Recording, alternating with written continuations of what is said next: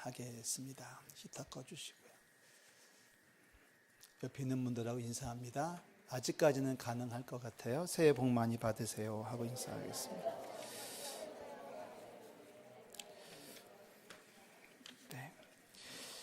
옆에 있는 분하고 인사합니다. 히터 꺼주세요 그러니까 뭘 해야 될지 모르셨군요. 갑자기 딱 어는 것 같은 느낌을 제가 받았습니다. 지난주에 우리 2019년도 표어를 처음 살폈습니다. 기억하시죠? 다 같이 한번 표어를 외칩니다. 시작. 예수로 달려가는 교회라고 했습니다. 지난주에 우리 예수로라고 하는 말을 살폈는데요. 예수로, 그 예수님으로라고 하는 말은 세 가지 의미가 있다고 말씀드렸습니다. 그 가운데 어떤 것 하나를 우리가 취할 게 아니고 세 가지를 다 취하자고 그랬습니다. 첫 번째는 예수님을 향하여라는 말이 있었습니다. 다 같이요. 예수님을 향하여. 두 번째는 예수님으로 말미암아. 다 같이요. 예수님으로 말미암아. 시작. 예수님께서 주시는 힘과 능력으로라는 뜻이었습니다. 세 번째는 예수님과 함께. 시작. 예수님과 함께입니다. 예수님과 함께. 우리가 주님께서 주시는 힘과 능력을 얻어서 그 예수님께서 주시는 힘과 능력으로 말미암아 예수님을 향해서 달려가는데 우리 주님께서 우리와 함께 해 주실 줄로 믿습니다. 자, 오늘은 두 번째 시간입니다. 오늘은 두 번째 마디죠. 두 번째 마디 달려가는 이라고 하는 말씀을 나누려고 합니다. 우리 달린다, 우리 한국말로 하면 다름질이라는 말도 또 있죠. 이 다름질 혹은 달린다라고 하는 말은 열심히 노력한다라고 하는 말의 또 하나의 표현이 될 것입니다. 혹은 최선을 다한다 이런 뜻이겠죠. 실제적으로 달린다는 것은 아닐 겁니다. 달리는 마음으로, 달려가는 마음으로 다름박질 치는 그러한 심정으로 주님을 향해서 열심히 해보자라고 하는 의미가 달려 있습니다. 사도 바울은 달린다라고 하는 말을 종종 쓰죠. 성경에 다름질이라는 말이 종종 등장하는데 예수님 시대에, 사도 바울 시대에 사실 이 달리기는 그렇게 유행하는 스포츠는 아니었습니다. 달린다라고 하는 이 말은, 이 일은 사실은 노예들이 하는 일이었죠. 우리 그 당시에 이미 올림픽이라는 게 시작이 돼서 올림픽 주 종목이 두 개가 있었는데 하나는 달리기 시합이고 하나는 뭐죠? 우리 남자분들 좋아하는 격투기가 있었습니다. 이 격투기는 주로 노예들이 했던 거고요. 언제까지 하냐면 죽을 때까지, 네가 죽든 내가 죽든 죽을 때까지 하는 그러한 글래디에이터의 싸움이 있었습니다. 이 달린다라고 하는 것도 역시 마찬가지인데요. 기원전 490년에 그리스하고 페르시아하고 전쟁이 터졌을 때 이 그리스의 승전보를 알리기 위해서 휘디피데스라고 하는 사람이 정말 목숨을 걸고 그 소식을 증거하려고 알려드리려고 달렸는데 그 거리를 재보니까 42점 얼마여서 그때부터 우리는 이제 42.19km를 올림픽 마라톤 종목, 인간이 달릴 수 있는 최장의 길이라고 부르고 있습니다. 여러분 몇 킬로까지 달려보셨나요? 아마 제가 이렇게 물으면 한 번도 생각해 본 적이 없으실 겁니다. 아마 중학교 때, 고등학교 때 학교에서 체력장 한다고 좀 달렸던 기억이 혹시 있으실지 모르겠고요. 우리 남자분들은 군대 가서 구보라고 하는 것을 하면서 또 달리기 시합을 했던 기억이 있으실 겁니다. 지난 한 달 동안 달려보셨는지요? 라고 하는 물음에도 별로 없을 겁니다. 어떤 분은 이렇게 얘기하겠죠. 전철을 타려고 달려본 적이 있습니다. 뭐 그 정도. 전철 타려고, 버스 타려고 막 달려본 적이 있다. 뭐 그 정도지. 우리가 뭐 거리를 정해놓고 이렇게 달리기 시합을 해본 분들은 아마 그렇게 많지 않을 것 같습니다. 자, 우리 달리기라고 하는 것, 여러분, 우리 열심히 노력하자, 최선을 다하자라고 하는 말의 비유적 표현인 것을 다시 한번 확인해 주시면 좋겠습니다. 고린도전서 9장 26절에 사도 바울은 그런 이야기를 우리들에게 들려주지요. 그러므로 나는 다름질하기를 향방 없는 것 같이 아니하고 싸우기를 허공을 치는 것 같이 아니한다. 이런 말을 하고 있습니다. 달리기를 향방 없이 한다. 목적지도 없이 달려가지 않겠다. 그 다음에 싸우기를 권투 시합을 하면서 허공을 치는 그러한 시합을 하지 않겠습니다라고 사도 바울은 고린도 교회에 보낸 편지에서 마치 올림픽 하는 것처럼 설명을 하고 있습니다.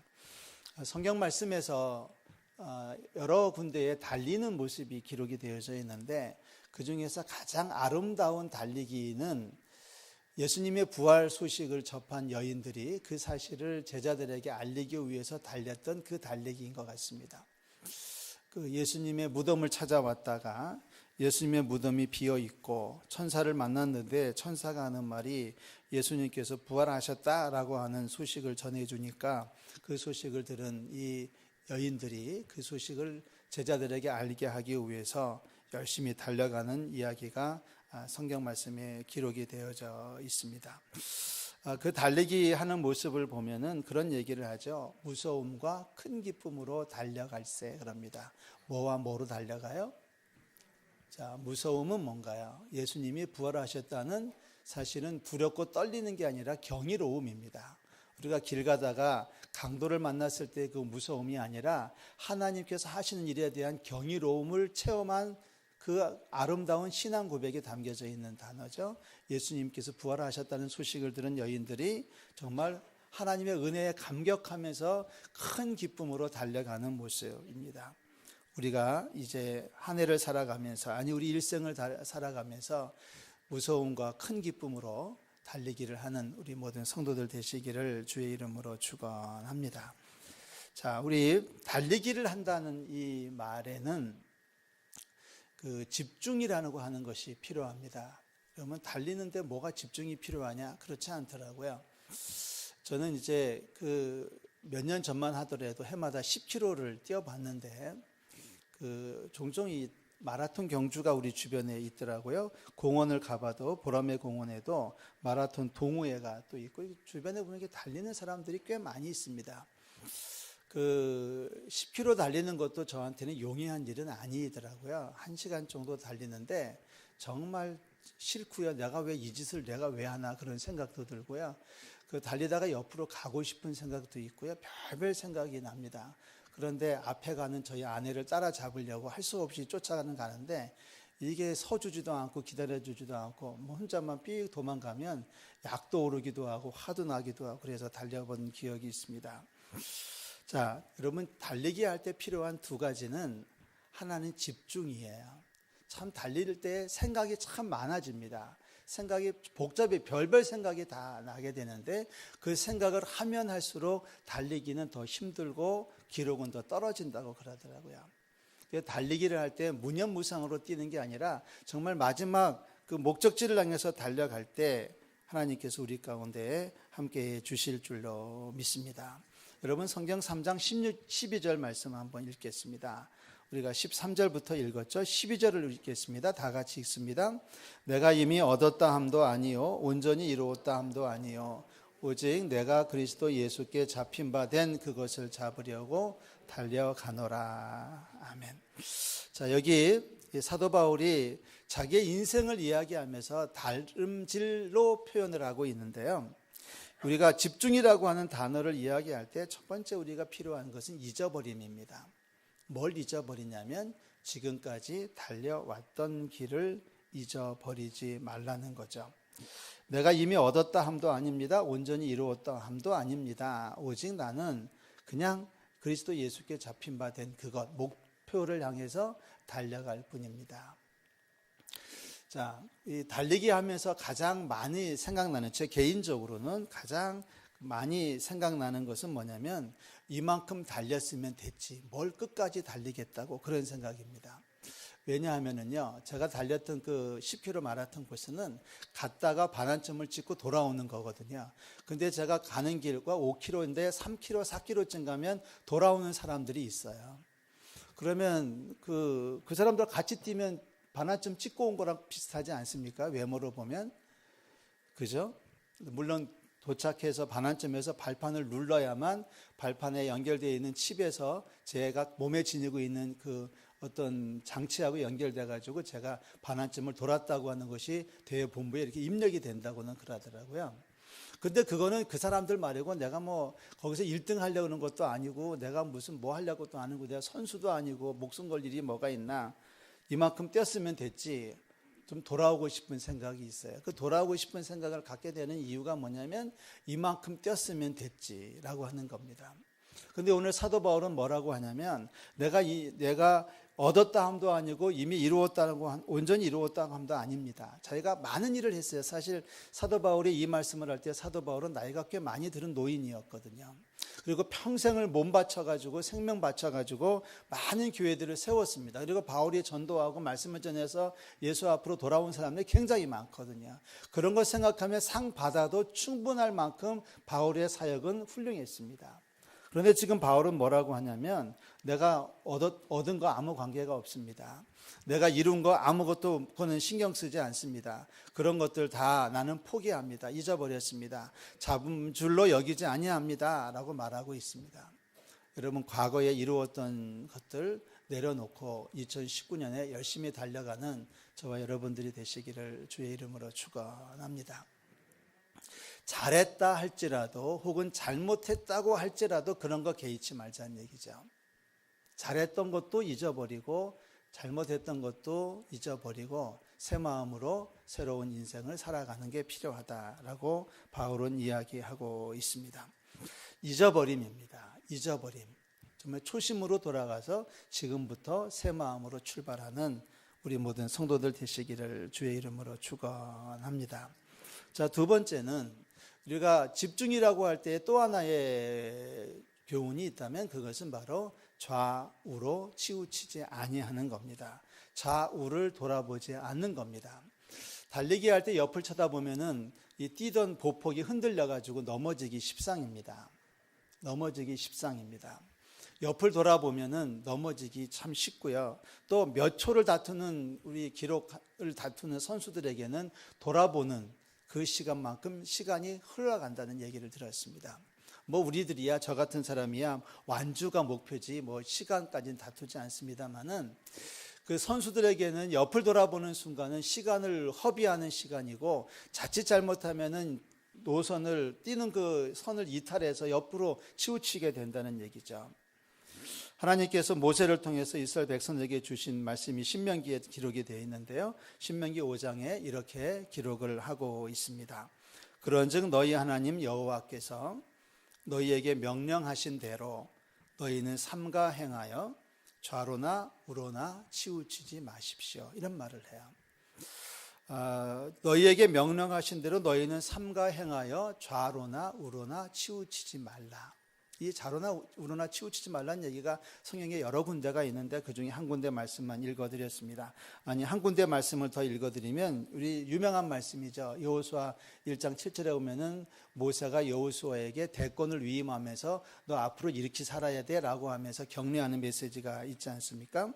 오직 강하고 극히 담대하여 나의 종 모세가 내게 명령한 그 율법을 다 지켜 행하고 우로나 좌로나 치우치지 말라. 그래야 하면 어디로 가든지 형통하리니.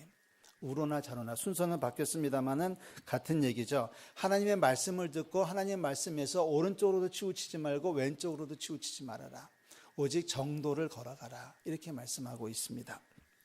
그러면 어디로 가든지 형통할 것이다 라고 말씀합니다. 우리 좌로나 우로나 치우치지 말고 온전히 달려갈 길을 달려가는 2019년이 돼야 될 줄로 믿습니다. 예루살렘의 성지순례를 가면 이제 마지막 클라이막스가 있습니다. 예수님께서 십자가를 지고 오르셨던 그 언덕을 두벅두벅 올라가는 시간이 있습니다. 예수님께서 십자가를 지고 오르셨던 그 언덕을 우리는 뭐라고 부르죠? 비아 돌로로사라고 부릅니다. 돌로로사에 부르죠.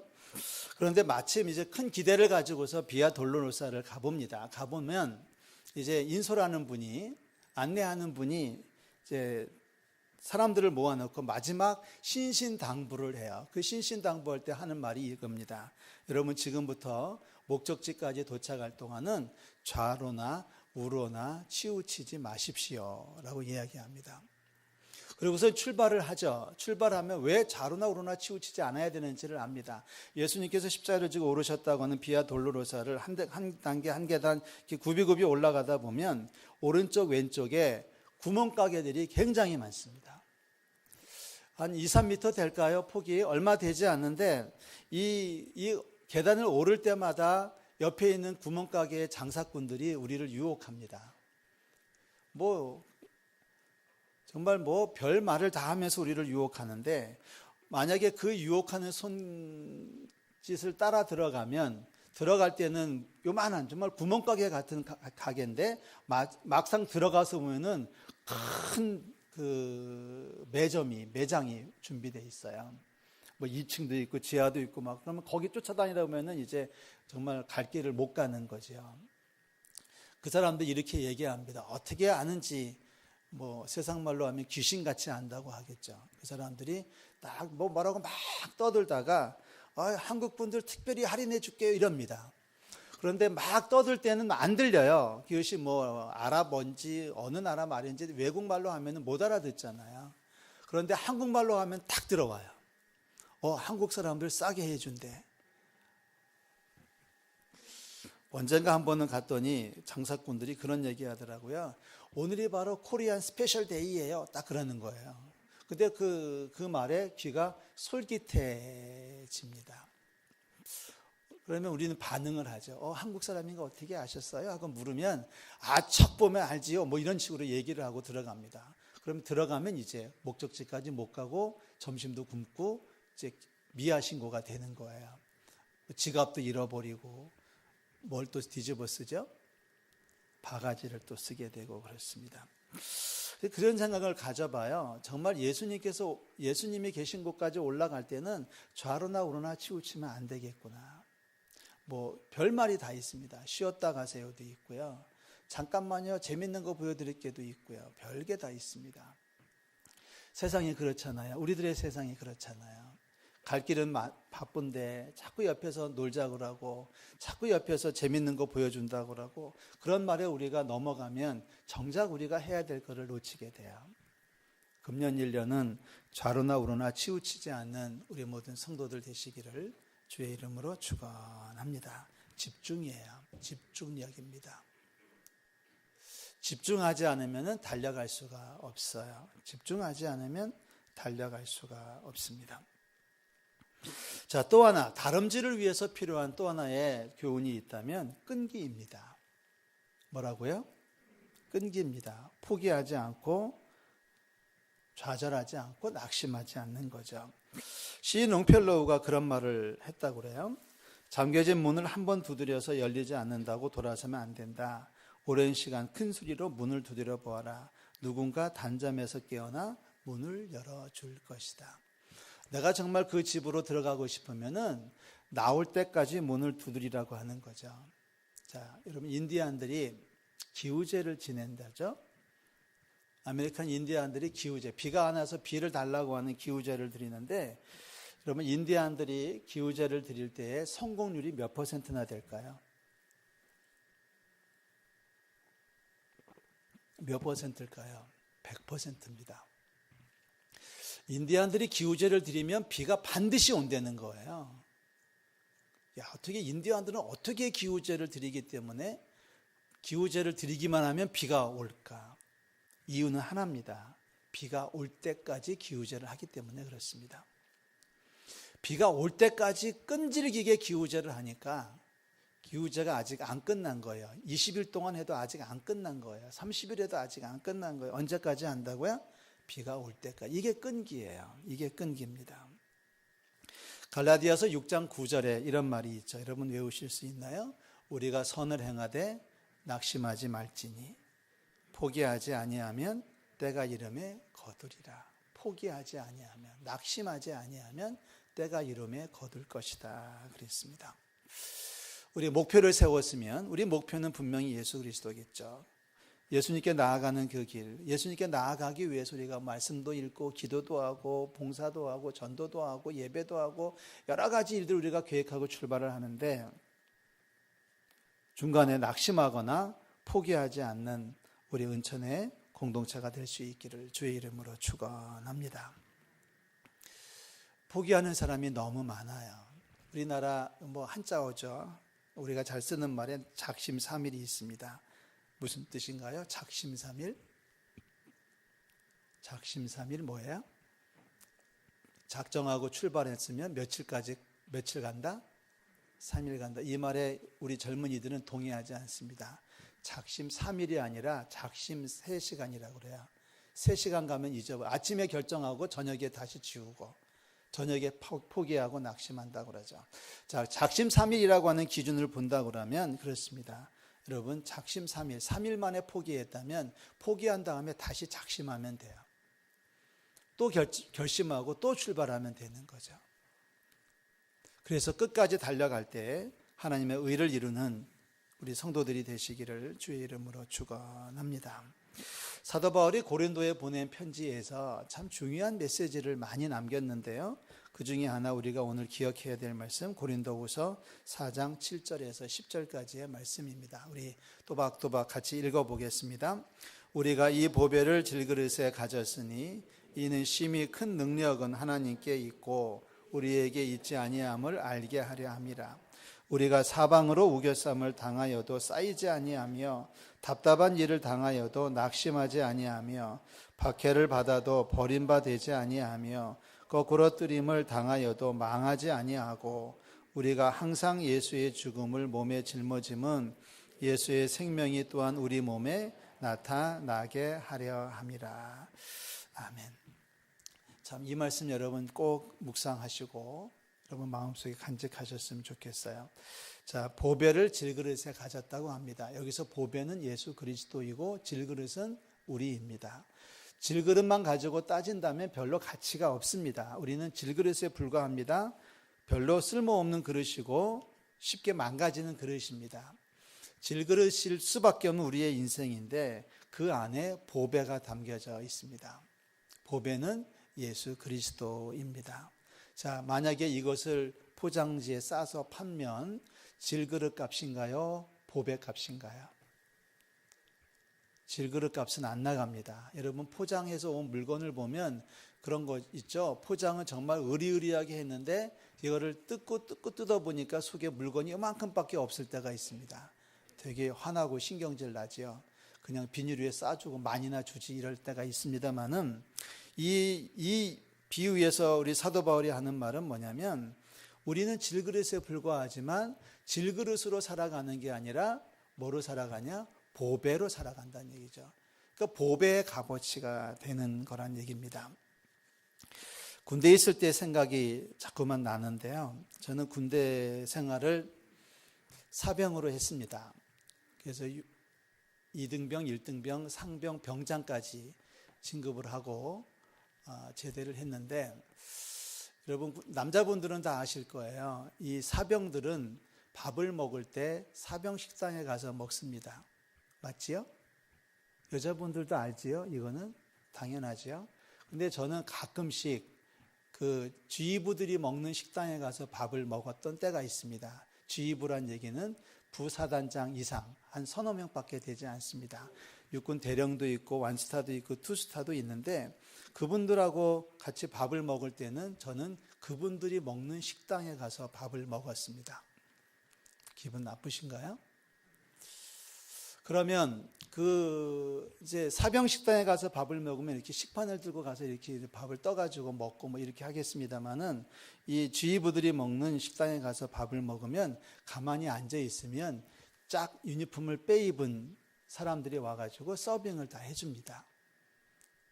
자, 제가 지휘부 먹는 식당, 사단장 먹는 식당에 가서 밥을 먹을 수 있는 조건은 뭘까요?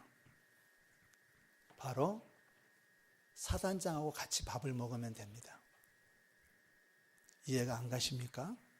혼자는 절대 못 들어가지만 사단장 혹은 작전 부사단장하고 같이 밥을 먹으러 들어갈 때는 그분들하고 같이 11시쯤 만나서 무슨 얘기를 하다가 이제 식사하러 가자고 저를 데리고 가면은 자기들 먹는 대로 저를 데리고 들어가는 거예요. 여전히 기분이 나쁘신 것 같아요.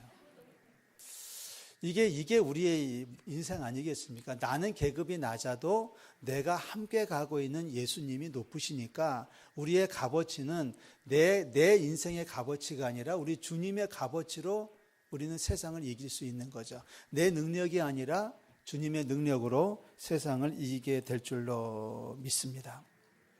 자, 그래서 우리는 우리 안에 보배 되신 예수 그리스도를 모시고 살아가니까 우리의 값어치는, 우리의 가치는 질그릇 값이 아니라 우리가 담고 있는 보배 값으로 우리는 매겨진다는 얘기죠. 그래서 어떻게 살아갈 수 있습니까? 바울은 얘기합니다. 심히 큰 능력은 하나님께 있고 우리에게 있지 아니함을 알게 하려 함입니다. 그래서 사방으로 우겨쌈을 당하여도 뭐하지 아니하며, 사방으로 우겨쌈을 당하여도 쌓이지 아니하며, 답답한 일을 당하여도 낙심하지 아니하며, 박해를 받아도 버림받지 아니하며, 거꾸로 뜨림을 당하여도 망하지 아니한다. 할렐루야. 이게 그리스도인이 세상을 이기는 법이에요. 그래서 우리가 예수로 달려가자라고 말하는 이유가 그겁니다. 예수님과 함께 가야 된다는 뜻이기도 하고요. 우리가 예수님의 능력으로 달려가자는 얘기고요. 그리고 그 목적지는 분명히 그리스도 예수가 위에서 부르신 부름의 상을 줄 때까지, 그것을 우리가 받을 때까지 끝까지 낙심하지 않고 좌우로 치우치지 아니하고 달려가자고 하는 데에 목표가 있습니다. 우리가 항상 예수의 죽음을 몸에 짊어짐은 예수의 생명이 우리 가운데서 나타나게 하려 합니다. 금년 1년에 우리의 목표는 내 안에 있는 그리스도 예수, 내 안에 계신 그리스도 예수를 세상에 증거하는 한 해가 될 수 있기를 주의 이름으로 부탁을 드립니다. 혼자 가지 마십시오. 2019년 인생 혼자 살지 마시고요. 주님과 동행하시기를 주의 이름으로 축원합니다. 여러분, 2019년에 내 힘, 내 능력으로 살려고 하지 마시고요. 내 질그릇 안에 그리스도 예수라고 하는 정말 보배로운 보배를 모시고 살아가는 우리 성도들 되어야 될 줄로 믿습니다. 좌로나 우로나 치우치지 아니하고 그리스도 예수를 바라보고 나아가야 되지 않겠습니까? 달려간다. 최선을 다한다. 열심히 살아본다. 허송세월하지 않는다. 헛되게 살지 않는다. 정말 열심히 살고 최선을 다해서 무언가를 이룬다. 그 이룬다는 것은 우리 빌립보서 3장에서 얘기하는 것은 바로 하나님의 위에서 부르신 부름의 상이에요. 상 받는 그날까지 우리 부지런히 달리고 또 달려서 하나님께서 예비하신 멋진 상급을 받는 우리 모든 성도들 되시기를 주의 이름으로 축원합니다. 기도하겠습니다. 하나님 아버지, 2019년 출발해서 벌써